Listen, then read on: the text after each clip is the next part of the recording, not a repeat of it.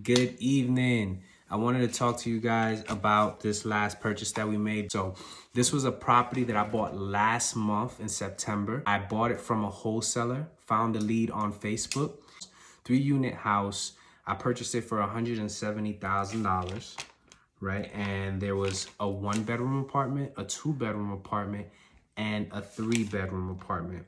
So when we talk about the financials of this property, the first thing that I want to talk about is how I financed it, what my costs are, and my net income.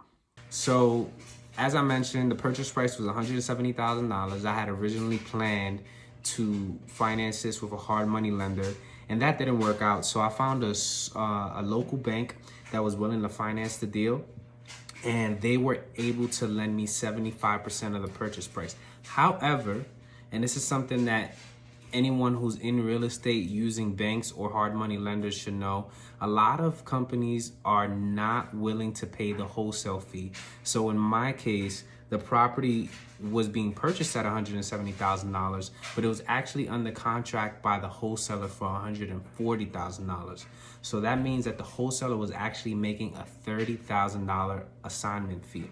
So when I first evaluated the deal, I was under the assumption that my lender could cover that cost, and they actually couldn't. So when I was evaluating it, I thought that my down payment would actually be $42,500 plus closing costs. And that would have been great for me. That would have been a super home run. I'm talking about, when I read the rest of these numbers out, if you factor in that it would have been $42,500 as a down payment, it would have been almost a 50% return on investment.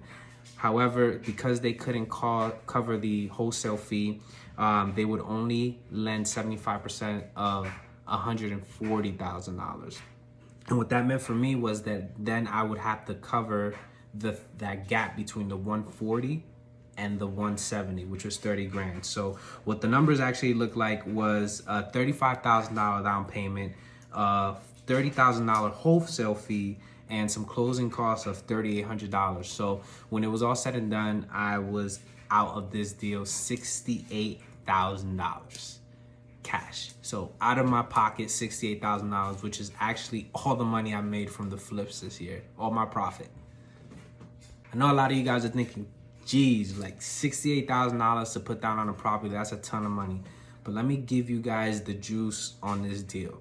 So it's a 3-unit, as I mentioned. The 1-bedroom rents for $900. The 2-bedroom currently is renting for $900, but I can get that up to $1,100. But I'm gonna keep it at $900. And the 4-bedroom rents for $1,200. So we're talking $3,000 in monthly rent. My mortgage on a $104,000 loan that I got from the bank is $814. My monthly water bill is $125. My insurance is $111, and then I have a quarterly quarterly sewer bill. That's $120, and then taxes are about $1,200 a year. So when I break it all down, monthly I'm making about $1,950. And then when I take out the tax and the trash, it comes out to about $21,840 a year. So I put down $68,000 to make $21,840 a year. A lot of people do the math differently from me, but what I do is I take the $21,840 and I divide it by 68,000, and I get negative 32, which tells me the percentage on my investment. So I have a 32% return on investment on that $68,000, which tells me that in about 3.5 years, I should be able to recoup the down payment that I made on that property, which is actually really good. A lot of people don't get 32% down, 32% back on their investment. That's not all. It's a great, the numbers make sense. When you look at this is a great deal. This is like hitting a home run. It's not a grand slam, but it's a home run. You won the game. This is what's gonna make this property a home run for me if it works out. So with this particular lender, they don't require any seasoning periods. And what seasoning period is when you buy a property and you want to refinance it, a bank requires you to hold the property for a certain amount of time. What I didn't mention earlier is that although I purchased this at $170,000, When I got my appraisal, it actually appraised at $260,000. $260,000. So what that means is with a loan of $104,000, I currently have over 65% of the equity, I believe. Don't quote me on that number, but I have a ton of equity in this deal. So my plan, fingers crossed, y'all finger crossed this for me. Y'all say a prayer out. My plan is that in the next month or so, since my bank has no seasoning period, I'm going to refinance this property once again.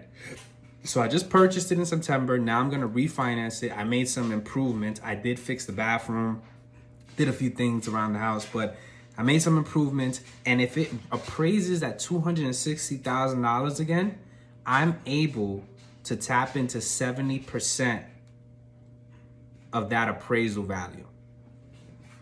So what does that mean? So that means I'm able to get a new loan based on 70% of $260,000.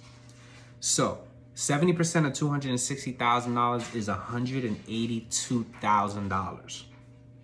I have an original loan of $104,000 that still needs to get paid. So from that $182,000, they'll pay the $104,000 that I owe from the first loan. And then I'll have a brand new loan for $182,000, right? The remainder that's left over from that payment that they made to my first mortgage is tax-free money that goes into my account. So I will get back $72,000 from this loan. So I'll actually make $4,200. If I lost you here, just pay attention. My down payment for this property was $68,000. When I refinance this property, I'll be able to pull out $72,800 of cash tax-free.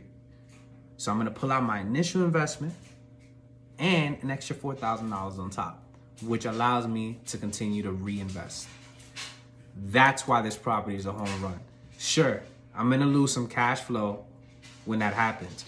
I can imagine that my mortgage is gonna go from $814 to maybe $1,400 or $1,500. But I'm still gonna be making money. I'm still gonna make about let's say $14,000 a year on this property. And the beautiful thing is that I have all my invested capital back to reinvest into other properties. So hopefully that made a little bit of sense. If not, let me know. I can break down further.